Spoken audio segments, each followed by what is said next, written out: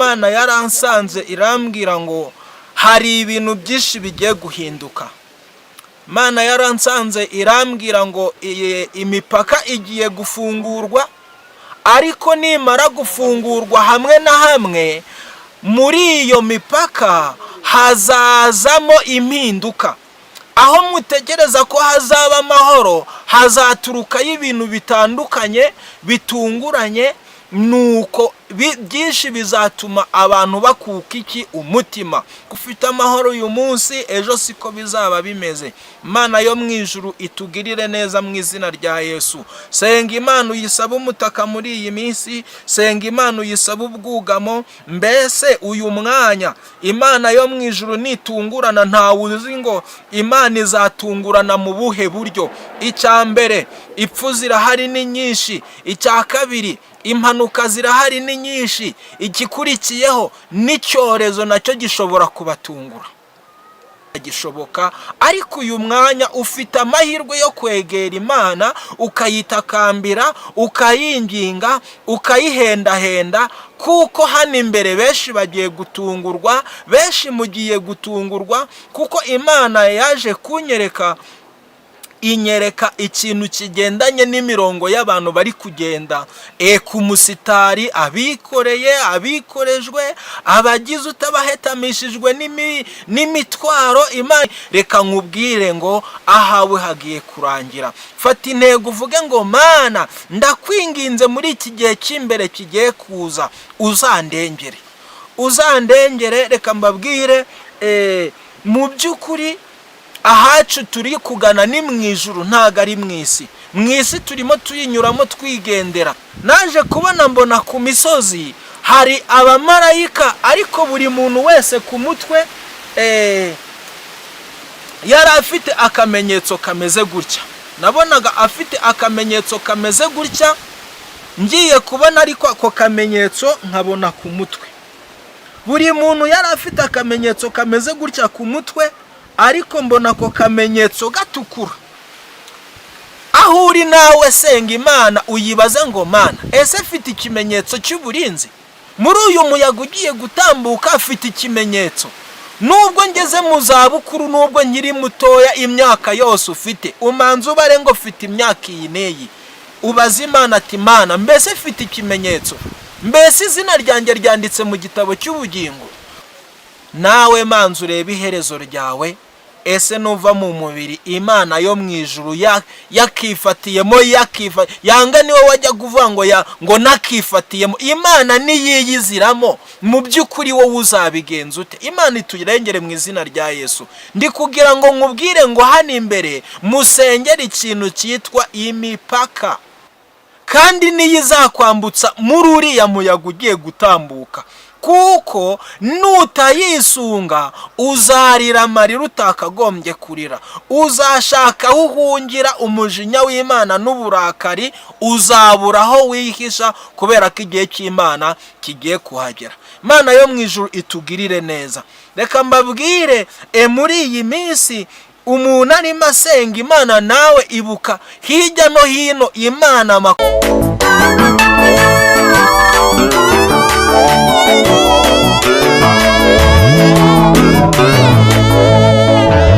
Mana yacu, turagushimye mu izina rya Yesu Kristo. Uhabwe icyubahiro, Mwami w'abami, wowe uvuga bikabateka bigakomera. Warinze umukozi wawe Mwami Imana, natwe uraturinda. N'urugendo rurerure nakoze, ariko Uwiteka Imana ushimwe ko washyigikiye, ukaba ushimye ko nongera kubonana na mwene data agiye kuvuga ibyo wamuhaye kuvuga. Nyemerera rero Mwami Imana Nyiringabo umushyigikire, amavuta y'abakozi amanukire muri we, kandi umurindi ikintu cyose cyacu urusinga. Ahubwo Mwami Imana ni ukuri akubere mikoro, aba ari wowe uvuga. Tompikere boshise fondrere, umukoresha iby'ubutware.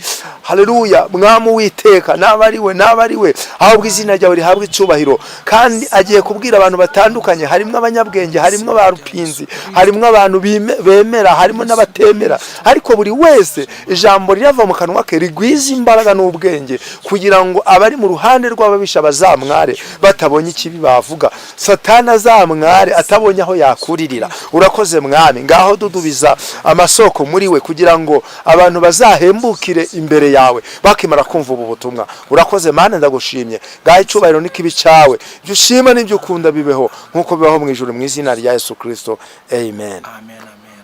Karibu. Mbanje kubaramutsa bene data, ndabashimiye mwebwe mudukurikirana igitondo n'ikigoroba. Imana yo mu ijuru nibaho umugisha mu izina rya Yesu, kandi ikiruta ikindi Imana yo mu ijuru izabaho ubugingo buhoraho. Amen. Yesu ajya kujya mu ijuru yasabiye abari mu isi, aravuga ngo data ndasabira abo wampaye, ariko ngiye kuva hano mu isi ngiye kujya iwawe mu ijuru, ariko aravuga ngo bo baracyasigaye mu isi. Nawe aho uri hose wibuke ko Yesu yagusabiye, iryo sengesho Yesu yagusengeye mbere yuko ajya mu ijuru ujye uriha agaciro. Ni ukuri ujye uriha agaciro, wibuke ko yagusabiye iryo sengesho yagusengeye, nawe muri abo ngabo ujye wibuka ko urimo. Amazina yanjye nitwa Tuyizere Izayi, ku izina ry'umwana ni Papa Bolingo.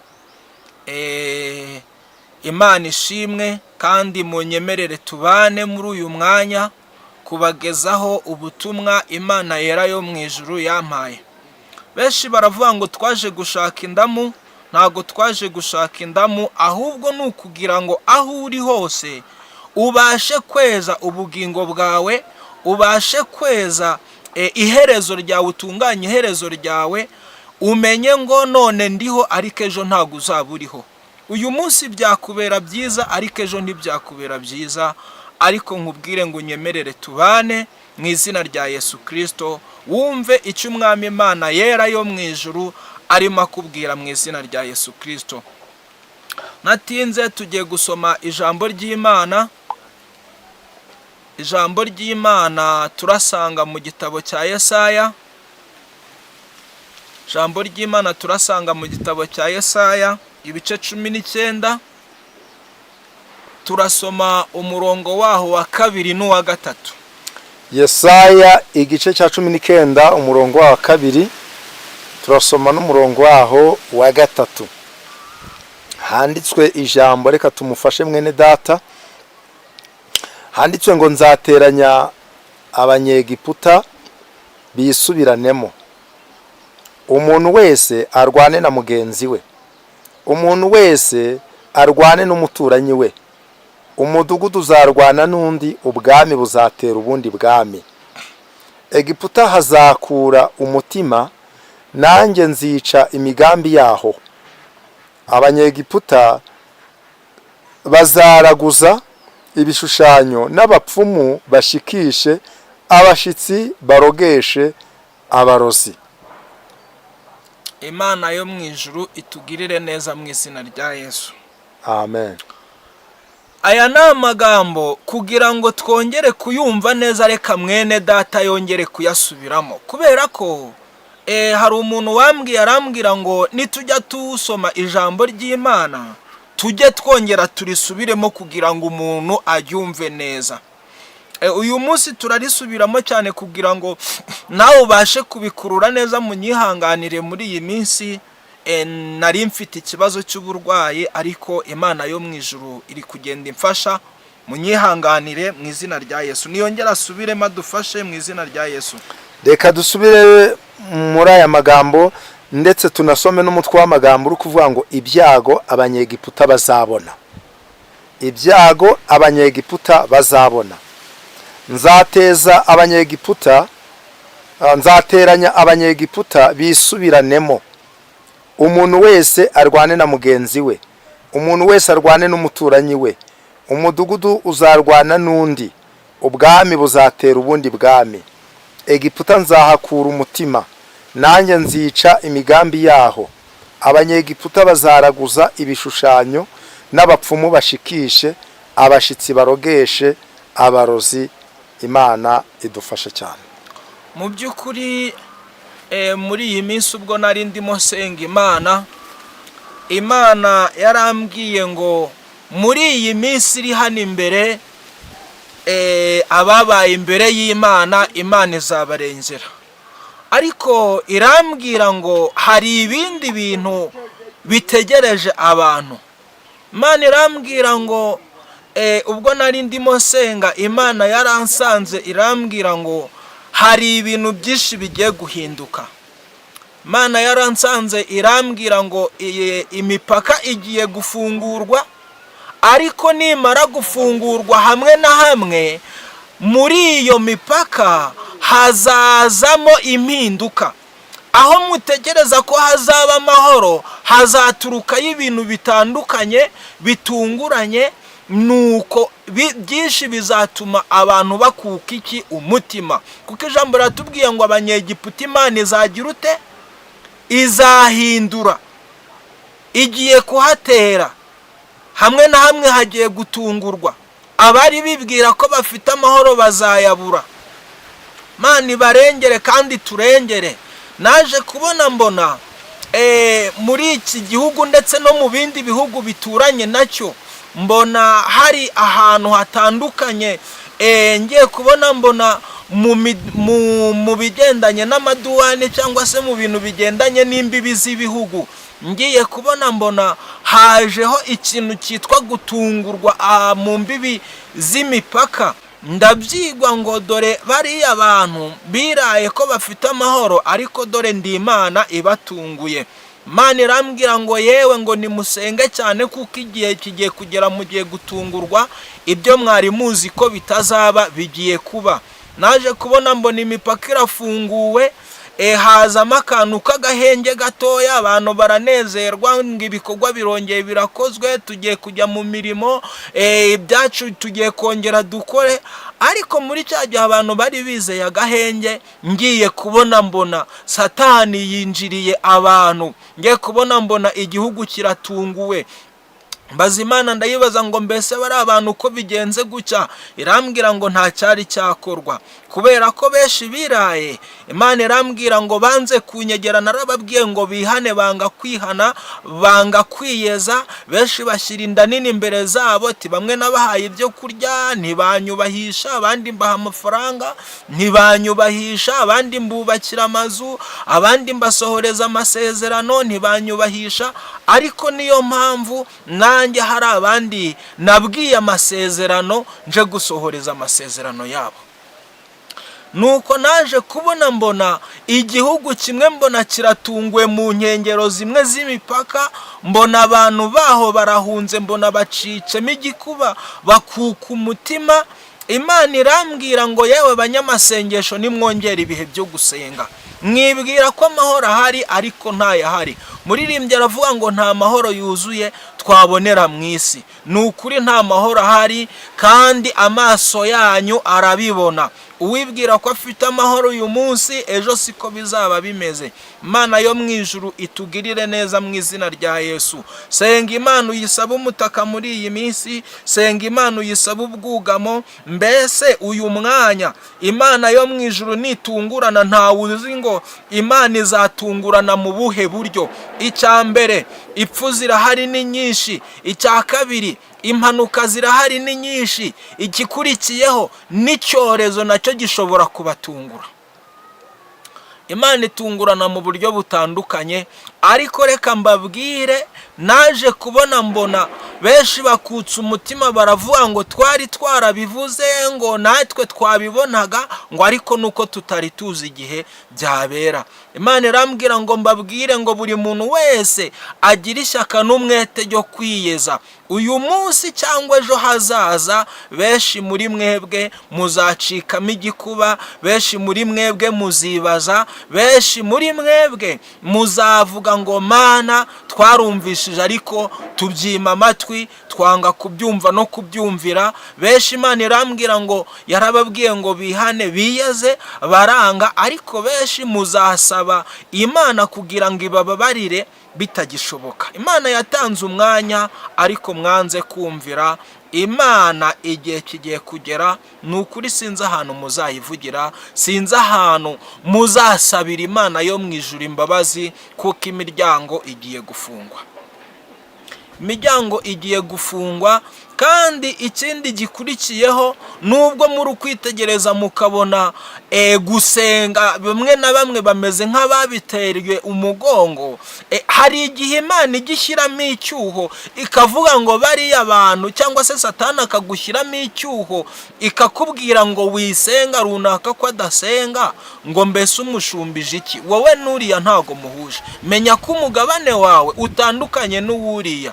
Uriya ntago uzi niba ari mu isezerano ryo kurimbuka, nk'uko Imana yo mu ijuru itubwira ngo hari abantu bafite imigabane ibiri, hari inzira yo kurimbuka, hari n'inzira y'ubugingo. Numwishinga ukavuga ngo runaka ko akora, runaka ko agenza gutya, ngo nanjye kandi tukaba tubana mu itorero, ngo ni uw'ubugingo. Oya, imenye ubwawe kuko runaka ntago muhuje inzira muzagendamo. Wabyawe na mama wawe na wabyagwa na mama we, ntago muhuje. Icyo nakubwira cyo, menya ngo hano imbere uzasenga Imana uyibwira ngo Mana ndengera, Mana ndengera, bitagishoboka. Ariko uyu mwanya ufite amahirwe yo kwegera Imana, ukayitakambira, ukayinginga, ukayihendahenda, kuko hano imbere benshi bagiye gutungurwa, benshi mugiye gutungurwa, kuko Imana yaje inyereka ikintu kigendanye n'imirongo y'abantu bari kugenda ku musitari, abikoreye, abikorejwe, abagize utabahetamishijwe n'imitwaro. Imana irambwira ngo kuba ari abantu uri kubabona bari kugenda, dore bari guhobagira nk'intama zitagira umungeri. Bene data, aho uri hose senga Imana, ariko cyane cyane wiyeze kabone, nubwo bamwe muri bo bashobora guhobagizwa n'ibintu utamenya ngo ni ibiteye ute. Icya mbere, icyorezo nacyo cyaguhobagiza, indwara z'ibyuririzi zaguhobagiza, inzara yaguhobagiza, intambara zaguhobagiza. Muri iyi minsi itambutse, hari uwari uzi neza ko nk'umuntu wari uri hanze y'igihugu bakaba baramusize mu kato k'iminsi runaka, yari azi ko icyo kintu cyamuhobagiza. Muri Covid umuntu bafataga bakamushyira mu kato, hari uwari uzi ko icyo kintu cyamuhobagiza. Mwese nimuze abantu bajyanaga ku misozi cyangwa bakabajyana ahantu mu masitade kugira ngo bataza kwanduza abandi, n'ibyo nabyo byahobagije abantu. Ariko Imana irambwira ngo musenge Imana, muyegere. Hano imbere gatoya benshi mugiye gutungurwa n'ibyo mutari mwiteguye. Ufite amafaranga ni meza yego, ariko se ayo mafaranga mu gihe cyo guhobagira uzayakoresha iki? Imana yo mu ijuru irengera ubwoko bwayo. Banyamasengesho bakunzi b'ijuru, mwene data, mushiki wanjye, wowe urimo wumva intego yawe ari yo kujya mu ijuru, egera Imana, yegere, yihamagare muri iyi minsi, uyibwire ngo Mana, muri iki gihe kigiye guhinduka, ugira icyifuzo kivuga ngo Mana, mbese izina ryanjye ryanditse mu gitabo cy'ubugingo, ndabizi uyu munsi ishobora kuba ndiho, ariko ejo ntazaba ndiho. Byashoboka yuko amateka ashobora guhinduka, ibyo utekereza ntaba ari byo bigira biza. Abantu dupfana imishinga, abakire bapfana imishinga, abakene bagapfana imishinga n'ibitekerezo, kandi ibitekerezo cya gihe umuntu aba ari ku gitanda birangirira aho ngaho. Ariko ndi kugira ngo n'ijambo ryatubwiye ngo Imana iravuga ngo abanyegiputa ngiye kubatatanya mbatere, ariko benshi bagiye kuzatungurwa. Mu by'ukuri Imana yo mu ijuru, nimba wumvishije ijambo ry'Imana, reba icyerekezo cyacu, reba icyerekezo cyacu. Mu gihe cyatambutse twabonaga muri Kongo impunzi zirukanka, tubona hirya no hino abantu bari guhunga, abandi ibi bihugu bikomeye, abantu benshi muzi byabaye, nta wabitekerezaga. Reka mbabwire, hari n'igihe ushobora kubona ukabona haje ibyorezo, hari igihe ushobora kubona ukabona Imana iteje amapfa. ni ukuri ndababwiza ukuri, nimusenga Imana mwikomeze kuwiteka, kuko ijambo ry'Imana riratubwira ngo nzatanga ingabo nyinshi zizapfa ku bwanjye. Ntago ari wowe wenyine icyo Imana ivuga ngo nimba ivuga ngo izatanga ingabo nyinshi zizapfa ku bwanjye. Icyambere uwo muntu Imana izatangira izo ngabo ni umukiranutsi wabashije kwegera Imana, ni umukiranutsi wabashije komatana n'Imana, ni umukiranutsi wa wundi wegereye Imana. Uwo nguwo niwe Imana izatangaho izo ngabo zigapfa. Ariko nkubwire ngo wowe ugifite intego yo kwegera Satani, reka nkubwire ngo ahawe hagiye kurangira. Fata intego uvuge ngo Mana ndakwinginze muri iki gihe cy'imbere kigiye kuza uzandengere, uzandengere. Reka mbabwire mu by'ukuri ahacu turi kugana ni mu ijuru, ntago ari mu isi. Mu isi turimo tuyinyuramo twigendera. Benshi ujya kumva ngo bari mu nzira bagenda, bakoze impanuka, bapfuye, habaye iki, benshi bari kwa muganga. Ariko reka nkubwire Imana yo mu ijuru ntawe uzi uko izabigenza hano imbere. Ariko ndi kugira ngo nkubwire ngo abantu benshi mugiye gutungurwa n'ibyo mutari mwiteguye. Imana yo mu ijuru irengera ubwoko bwayo. Turimo dusenga Imana tubwira Imana tuti Mana rengera ubwoko bwawe, rengera ubwoko bwawe, utabare iki gihugu, utabare abari hanze y'igihugu, ubarengere ubavuganire mu izina ry'umwami wacu Yesu. Umuririmbyi yaravuze ngo njye mfite umuntu mvugira ku Mana. Ni ukuri nawe egera Imana ikuvugire muri iki gihe cy'umwijima turimo, kubera ko nasomye ijambo ry'Imana rirambwira riti ngo iki ni igihe cy'umwijima Satani yahawemo ingwate yo kugira ngo ayobore abantu. Mwibuke neza ko nimba namwe muri kureba imbere, hari igihe ureba ukabona nawe ibyo uri gukora ntago biri kugenda neza kubera ko ari mu gihe cy'umwijima. Mu gihe cy'umwijima ibintu biranga, mu gihe cy'umwijima hari igihe ibintu bitemera. Ariko ndi kugira ngo nkubwire ngo egera Imana, kubera ko iki ni igihe cy'umwijima. Satani ari gukora, ari kuyobya abantu, ari guhendahenda ngo abereke iterambere, ari kubahendahenda kugira ngo abone abantu benshi azisasira. Ariko ndakwinginze we turi kumwe uyu mwanya, aho uri hose unyemerere wegera Imana, were kujyana nako gahuge ka Satani ari kugira ngo abone abantu benshi azisasira, utazisanga muri uwo mubare. Kubera ko Imana yo mu ijuru igiye gutungurana, igiye gutungurana. Bamwe injererizi zaza mu matwi, abandi muzavuga ngo none Mana ngo nge ko narinda ahangaha, ndagera mu rugo gute ko narinda ahangaha, abana n'umudamu bamerewe bate? Yewe nibigutangaze ko nawe ubwawe uzabura icyerekezo uzajyamo.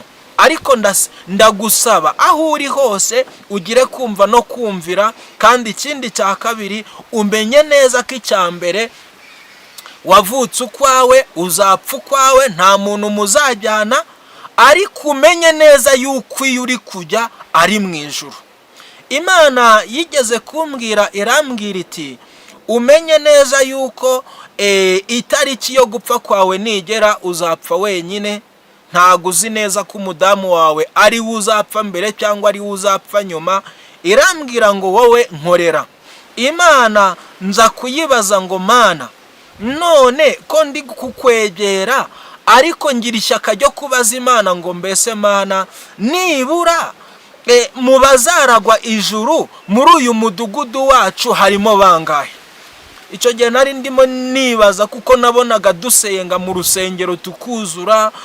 Noneho nkabona abakobwa bari gutambira Imana, nkabona bari kuzenguruka, nkabona yewe ibintu wagira ngo bari mu mwuka wera w'Imana. Ngira icyifuzo ndavuga ngo Mana aba bantu rwose ko twuzuye urusengero bari kuguhimbaza, nkabona ni byiza. None Mana uko turi ahangaha, wowe uri kubona basi uje ukadutungura uyu mwanya harimo bangahe? Nabonaga harimo ndabyibuka harimo nk'abahanuzi barenga 6, harimo abasore, abakobwa, harimo n'abana batoya, ariko ngira icyo cyifuzo mu mutima fata n'umwanya wo kugisengera.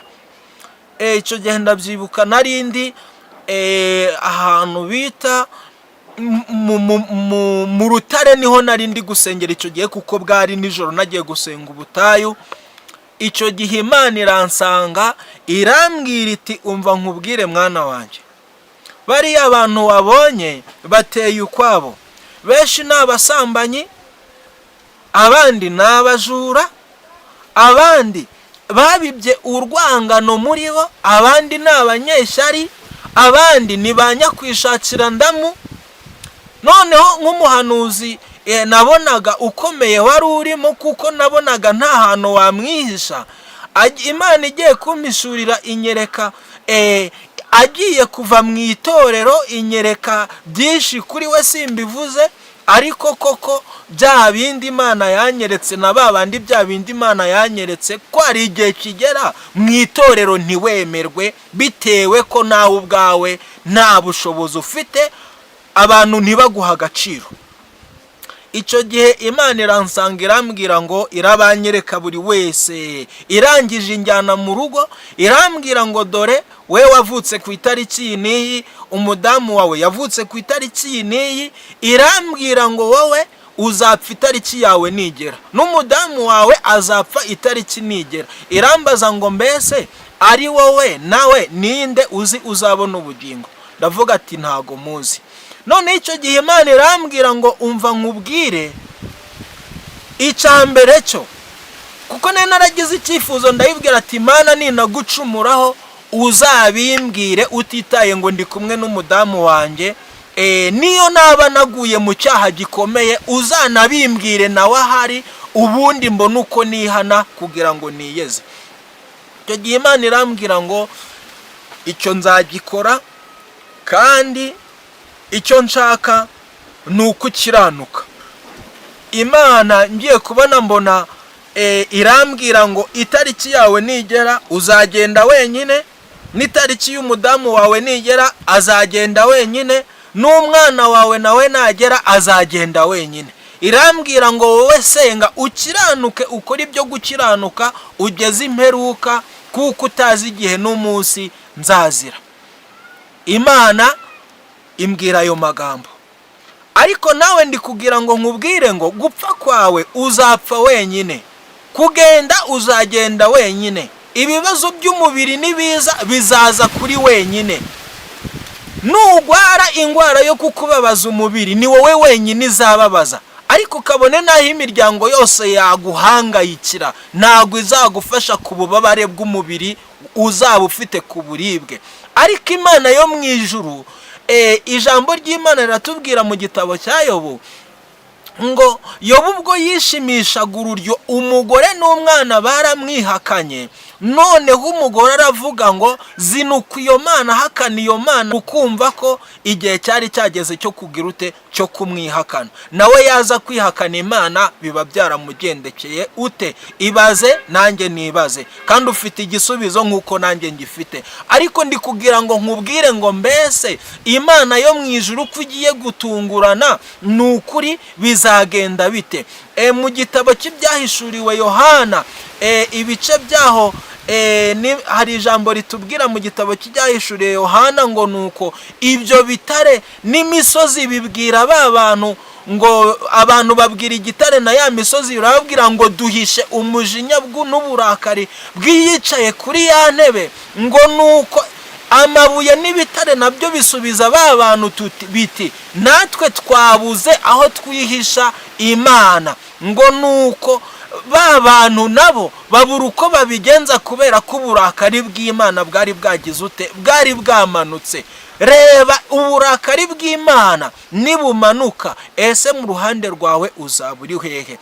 mwene data mushiki wanjye aho uri hose ndagusaba kugira ngo wikomeze ku Mana kandi umenye neza yuko igihe kiraje, igihe kirasohoye, Imana yo mu ijuru igiye gutungurana kandi nitungurana sinibaza ngo tuzaba turi hehe, ariko ijambo ry'Imana rirambwira ngo abayo yabasizeho ikimenyetso. Reba nimba ufite ikimenyetso, reba nimba Imana yo mu ijuru yaragusizeho ikimenyetso, nawe muri babandi Imana izatungurana nawe ikazagutungura. Reka nkubwire, nyihamagarwa muri uyu murimo ndabyibuka nakoreraga mu Ruhengeri ku mukecuru bitaga Ekayitesi, kuko niho nakirijijwe nkorera.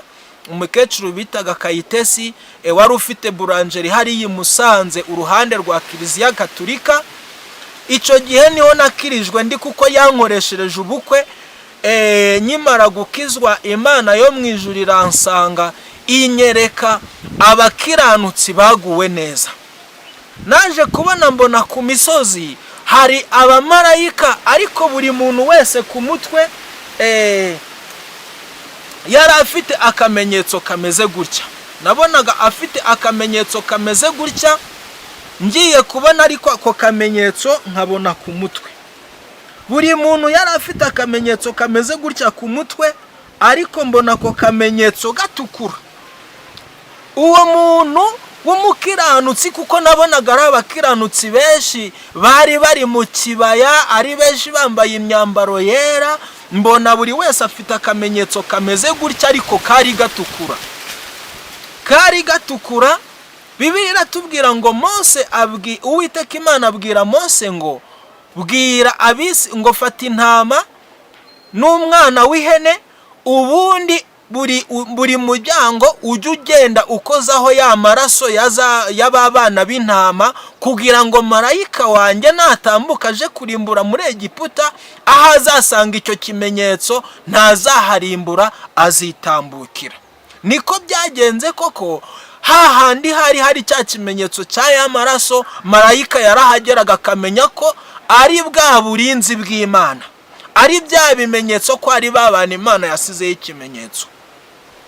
Imana ije kunyereka aka kantu, ndabaza ngo mbese Mwami Imana yacu, kuki bari abantu bafite turatumenyetso? Ndi kubona buri wese afite akamenyetso ku mutwe we kameze gutya. Nabonaga kameze gutya, ariko kari gatukura ku mutwe. Nuko Imana irambwira ngo dore buri wese, umukiranutsi wese namusizeho ikimenyetso. Nukuri kw'Imana ntago mbabeshya, benshi muri mwebwe Imana yo mu ijuru yagiye ibereka, babandi Imana yagiye ishyiraho ikimenyetso. Imana inyereka umukiranutsi afite akamenyetso ku mutwe kameze gutya, ari kureba imbere, ariko mbona aguwe neza. Nabonaga bari kuririmba bameze neza, baguwe neza, ariko ku mutwe hariho cya kimenyetso.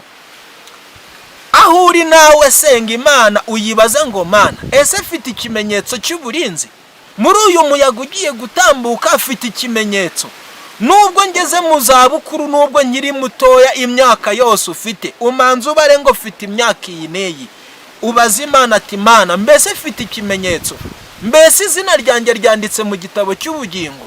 Kuki hari abantu bagenda mu nzira bagapfa, kandi ijambo ry'Imana rikaba ritubwiye ngo muri Egiputa ngiye kuhatera, abantu bose bazahinda umushyitsi, bazamenya ko ndi Imana, bazamenya ko ndi Uwera wa Isiraheli, bazamenya ko ndi Imana iteye ubwoba, bazakangarana, bazahinda umushyitsi, bazashaka kwihisha uburakari bw'Uwiteka Imana.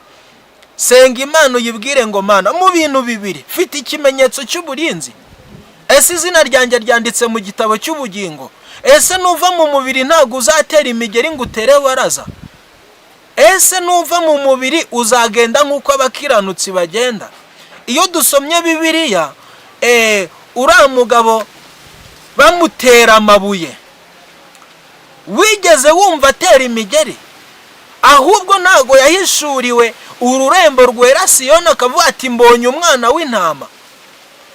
Nawe manza urebe iherezo ryawe, ese nuva mu mubiri Imana yo mu ijuru yakifatiyemo yanga niwe wajya kuvuga ngo nakifatiyemo. Imana niyiyiziramo, mu by'ukuri wowe uzabigenza ute? Imana iturengere mu izina rya Yesu. Ndi kugira ngo nkubwire ngo hano imbere musengere ikintu cyitwa imipaka. Iyi mipaka muyisengere bantu mutuye mu gihugu hagati, abantu mutuye ku nkengero z'imipaka, abantu mutuye aho utuye hose, waba uri mu Burundi senga Imana, waba uri muri Uganda senga Imana, waba uri muri Tanzania senga Imana, waba uri muri Kongo senga Imana, aho utuye hose senga Imana. Nuko Imana yanyeretse inyereka imipaka ifunguye. Ariko ngiye kubona mbona benshi baratunguranye, mbona Imana yo mu ijuru, nagiye kubona mbona umuyaga urahushye uhuha mu gice kimwe, ngiye kubona mbona hahandi bari bizeye ko haraturuka amahoro, mbona niho ibibazo biturutse. Imana irambwira ngo mbabwire ngo nimutaba amaso benshi muri mwebwe muraza kugenda ikironko, muraza kugenda ikivunge, kubera ko benshi mutabashije kurinda itabaza ryanyu. Bo mu misozi miremire musenga Imana, Imana iratunguranye. Abo mu misozi y'ibibaya musenga Imana, muratunguranye, muratunguwe. Mbabwire ngo muratunguwe, ntago ari ukugira ngo kuba ndahangaha ngo mumenye ngo mugire ute. Oya, bwira Imana ikumenye y'ubwayo. Ngewe uri ahangaha ndi umuntu nzapfa, nawe uzapfa, ariko nuvuga ngo Izayi ngo ndamuzi ngo ngucya, menya Imana yo mu ijuru yaguhamagaye ikaguha ubuzima, ikaguha kubaho, kuko hano imbere niyo muzanabana. Ngewe ntago tuzabana. Umva ibyo ndi kukubwira, Imana niyo muzabana, kandi niyo izakwambutsa muri uriya muyaga ugiye gutambuka. Kuko nutayisunga uzarira amarira utakagombye kurira, uzashaka aho uhungira umujinya w'Imana n'uburakari, uzabura aho wihisha, kubera ko igihe cy'Imana kigiye kuhagera. Imana yo mu ijuru itugirire neza. Reka mbabwire, muri iyi minsi umuntu arimo asenga Imana, nawe ibuka hirya no hino Imana amakuru iri gutangaza. Umenye ubwenge bwo gusenga uyegere. Kandi ikindi cya kabiri, bantu muri gukora mukabona ntibiri kwemera, mwihangane, nuko nzi neza ko hari ingororano z'abihanganye, naho tutahembwa mu isi ariko mu ijuru tuzahembwa mu izina rya Yesu. Yesu yadusezeranyije ubugingo buhoraho, Yesu yadusezeranyije amazu, Yesu yadusezeranyije kunywa no kurya tugeze iwe mu ijuru. Yarirahiriye aravuga ngo ntago nzanywa na vino umugeni nako yatari yagira ute, atari yaza. Reka mbabwire, ijuru riradutegereje, abera b'Imana. Reka mbabwire ngo ijuru riradutegereje, naho ndiho naho napfa nzi neza ko nkundwa n'Uwiteka. Yesu ama ibyo nyenye byose ndamahoro. Ariko niba ndamahoro, umenye ngo ndamahoro kubera ko aho ndi kujya mpazi. Menye neza ko iwacu atari inaha mu isi. Kandi ikindi cya kabiri, ngo uravuga ngo mama yamaye isambu, data yamaye isambu, ngo hariya ni gakondo. Ririya ni icumbi ryo mu isi, iwacu ni mu ijuru. Naho baguhereza udusozi n'udusozi dusumba utwo utekereza, ntacyo byakumarira. Reka nkubwire, Imana yo mu ijuru niyo ifite byinshi byo guhaza abantu. Mu by'ukuri muzarebe abantu bafite ibyo kurya byinshi mu ngo iwabo, cyangwa se mu bigega iwabo, cyangwa se mu bucuruzi, cyangwa se ab'Imana yahaye umugisha, na babandi bagiye kubishakisha muri za mbaraga. Murabazi, mwari mwabona hari umuntu ujya ibiro birenze 3 by'ibyo kurya saa sita? Mwari mwabona umuntu urenza ibiro 4 nimugoroba ari umuntu umwe, kandi yarikwijeho byinshi? Kuki se ujya kureba ugasanga nta n'inusu arya, nta n'iroba arya? Kubera iki? N'umutako w'ibyisi. Ariko umenye neza yuko ijuru niryo rifite amahoro. Imana yo mu ijuru itugirire neza.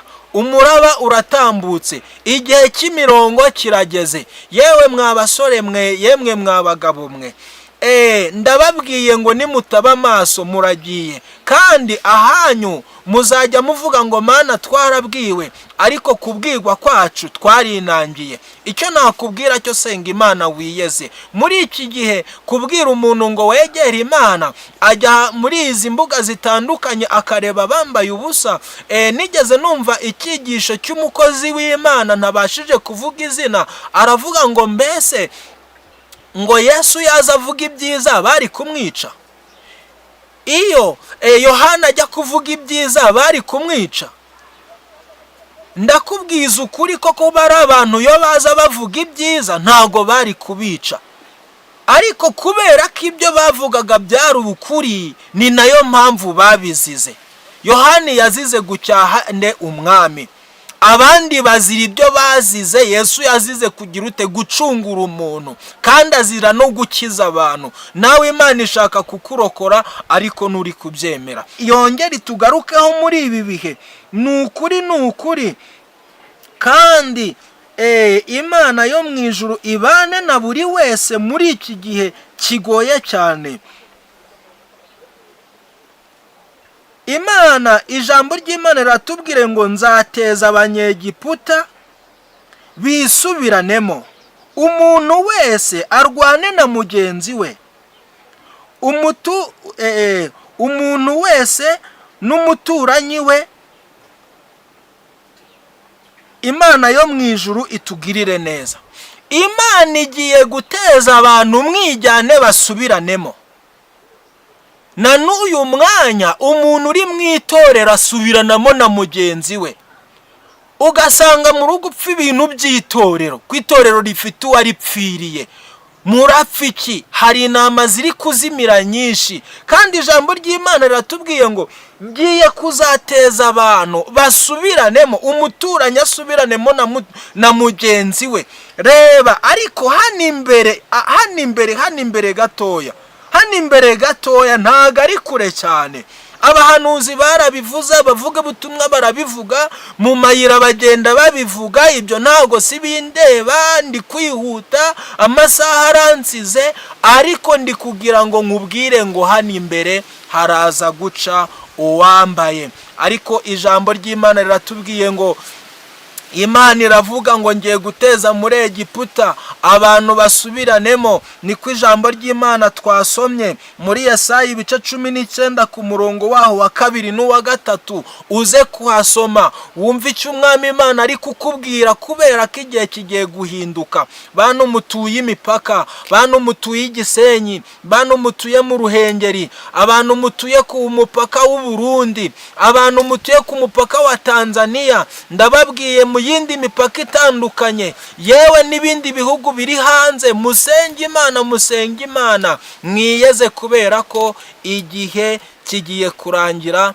Kandi mbabwire ngo Imana yo mu ijuru izaza ntizaceceka. Imana izaza ntizaceceka. Reba niba izina ryawe ryanditse mu gitabo cy'ubugingo, reba niba izina ryawe Imana yo mu ijuru nawe iri kwitegereza ikavuga ngo umugaragu wanjye ndamwishimiye. Reba niba Imana iri kukwitegereza ikavuga ngo uyu mwanya umugaragu wanjye cyangwa se umujakazi wanjye ndamwishimiye. Reba niba uri kugaragara neza mu maso y'Imana. Nusanga uri kugaragara mu maso y'Imana neza, uvuga ati Imana uzama ubugingo buhoraho. Reka mbabwire, intego yanjye niyo kujya mu ijuru, kandi nawe ndakwifuriza ko tuzabana mu ijuru. Nababwiye ngo utazi yava ntamenya niyajya. Reba aho uri kuva umenye niyo uri kujya. Mu isi nta muntu uduhemba, kandi niyo baguhembye bakaguha nica nikize, ariko ijuru rizaguhereza ibyo wakoreye.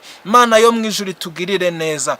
Mu by'ukuri ndi kugira ngo mbamenyeshe neza yuko igihe kiraje kandi kirasohoye. Igihe kiraje kirasohoye. Ucuruza ucuruza afite uko azabisiga, kubera ko igihe niba ibintu byawe utarabirindishije Imana ngo ubishyire muri soranse y'Imana, ntumbaze. Ni ukuri Imana yo mu ijuru iturengere mu izina rya Yesu. Ndi kugira ngo mbabwire ngo uyu mwanya nawe gera Imana uyibwire ngo Mwami Uwiteka Imana, ndabona iminsi atari yayindi twari tuzi, ariko hano imbere ndagusaba umutaka, ndagusaba ku izina ryanjye ryandikwa mu gitabo cy'ubugingo, ndagusaba kugira ngo weze ubugingo bwanjye, ndagusabye kugira ngo Mwami Imana yera yo mu ijuru nanjye uzame gutambuka kuri uyu muyaga ugiye gutambuka, nanjye nzabona amahoro meza.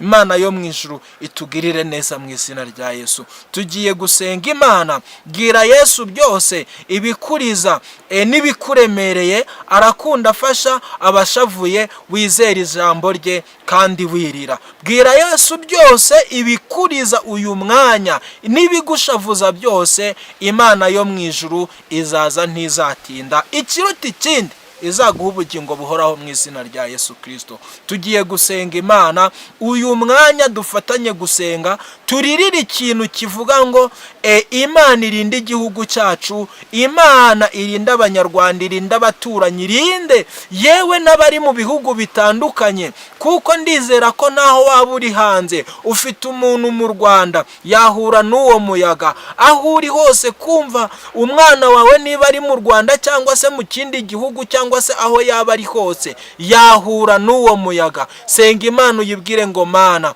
uzarinde umuryango wanjye aho yaba ari hose, kubera ko aho uri hose abantu bose bagiye gutungurana. Kandi ijambo ryatubwiye ngo, twasomye ijambo muri Yesaya ibice 19 ku murongo waho wa 2 n'uwa 3 ngo Imana izateza muri Egiputa gusubiranamo, umuturanyi azasubiranamo na mugenzi we. Nawe reba hano imbere gatoya uzaba uri he. Tugiye gusenga Imana, fata umwanya twegera Imana, turirire itorero, turirire ubugingo, turirire ishyaka ry'Imana, wenda natwe Imana izaturokore ku munsi mubi mu izina rya Yesu Kristo. Murakoze. Ubwo rero mukozi w'Imana, watanga namba yawe kugira ngo abazagukenera bazakubone kuri iyo namba. Nizera yuko bishoboka kuba wenda n'uyu munsi uri kuri WhatsApp, duherukana nta WhatsApp ugira, ariko sinzi niba ikibazo cya WhatsApp cyaba cyarakemutse. Cyarakemutse rwose. Imana ishimwe. Rero agiye kubaha namba WhatsApp, wamwandikira cyangwa ukamuhamagara. Ni karibu mukozi w'Imana wo gutanga nimero ya telefone. 0788 317 016 4 0788 317 016 4. Iyindi ya Tigo, ko ari igihe umuntu amamagara ndi kuvugira ku yindi ugasanga MTN bayikompozi kandi hari iyindi 072 765 71. Imana yo mu ijuru ibaho umugisha. Wayisubiramo iyo Tigo yawe nayo. 072 765 71. Imana yo mu ijuru ibaho umugisha mu izina rya Yesu. Reka rero tuvuge ngo amahoro y'Imana bane namwe. Duhereze umwanya umukozi w'Imana asenga Imana, kandi nukuri umukozi w'Imana yumve yuko tumushimiye, kandi namwe muramukunda, murabigaragaza. Abenshi mujya munamamagana mukabimbwira. Umukozi w'Imana rero wasenga Imana kugira ngo ubu butumwa utambukije umwuka wera abuherekeze, abugeze ku bantu bakwiriye kubwumva, kandi abihana bihane, abasenga baguye bongererwa imbaraga, mbese Imana yongere ibabone ku murongo wo kwishimirwa nayo. Ni karibu no gusenga Imana. Mana Data wa twese uri mu ijuru, uhabwe icyubahiro. Turagushimye mu izina ry'Umwami wacu Yesu Kristo, uwera utuvugira mu ijuru turi mu isi. Turagushimye Imana ikiranuka idakiranirwa ngo yibagirwe abantu bayo. Mu izina rya Yesu Kristo ndagushimye uyu mwanya, kuko wongeye kutwemerera ko tugera ku makuru y'Ijuru TV. reka imbaraga z'Imana zimanuke zigere kuri ubu bwoko bwawe mu izina rya Yesu Kristo, maze Mana uzabarinde muri iyi minsi uyu muyaga ugiye gutambuka. Benshi iyo bumvishije ijambo umuyaga batekereza ko ari umuyaga wo mu kirere. Benshi mu gutungurwa batekereza ko ari ibintu bya bindi biba bigaragarira buri wese, ariko gutungurana kwawe kuri mu buryo butandukanye kandi bwinshi. Nyemerera mu izina rya Yesu Kristo urengere abanyarwanda, urengere abari hanze y'ibihugu, kandi urengere imiryango y'ubwoko bwawe mu izina rya Yesu Kristo. Mana ndasenze kugira ngo aba bantu baduteze amatwi babohoke, ikiruta ikindi uzabaho ubugingo buhoraho. Mana, nasomye ijambo ryawe rirambwira ngo nta waje imbere yawe ngo ataha atakubonye.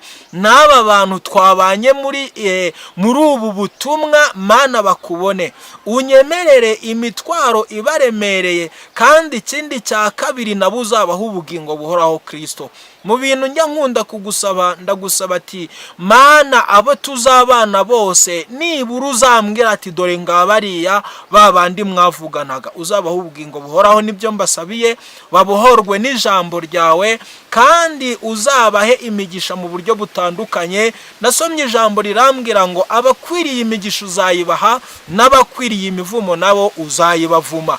Unyemerere abakwiriye imigisha uyibahe, kandi babohokera imbere zawe, n'abandi bafite ibibyimba mu mitima yabo bamenekera imbere zawe, babohorwe n'ijambo ryawe, kandi Mana uzabagirire neza mu izina rya Yesu Kristo. Reka imbaraga z'Imana zimanukire ku bwoko bwawe, kandi sengera niyica no mu izina rya Yesu Kristo, kugira ngo uyuhire, uyisige amavuta, uyishyireho uburinzi budahangarwa na Satani mu izina rya Yesu Kristo. Imbaraga z'Ijuru TV, Mana amakuru y'Ijuru TV arushaho gusakara, aba amakuru nyamakuru, amakuru y'Imana yera yo mu ijuru, Imana itagivuga ngo iravangirwe, kandi amateka y'Imana azahore yamamara mu ijuru no mu isi. Urakoze Mana, ngushimiye abagiye kugera ikirenge mu cyawe, kandi ufite intego n'umutima umenekeye imbere zawe, uzamugirire neza mu izina rya Yesu. Urakoze ko wumvishe gusenga no gusaba kwacu. Dusengeye abari mu bihugu byo hanze, Mana abagize icyifuzo ko tubasengera, ugenda ubagereyo, ugereho Mana, ubakoreho abarwayi ubakize, abafite ibibazo n'imibabaro ubarengere, kandi abafite icyifuzo cyose yuko Mana bakubona bakubone, abari mu Rwanda bakubone, ubutabazi bw'Imana bube kuri wo. Urakoze Mana, urakoze Uwiteka Imana ko wumvishe gusenga no gusaba kwacu. Ntago dushidikanya kuri Imana idakora, kuri Imana itavuga, ahubwo uri Imana ivuga ikanakora, kandi tugufite nitwifuza undi murengezi. Bana natwe muri byose, tugushima ibihe bitambutse, tukuragije n'ibiri imbere, tubisabye Imana yera mu izina rya Yesu Kristo. Amen, amen, amen. Amahoro y'Imana abane namwe. Ciao, ciao.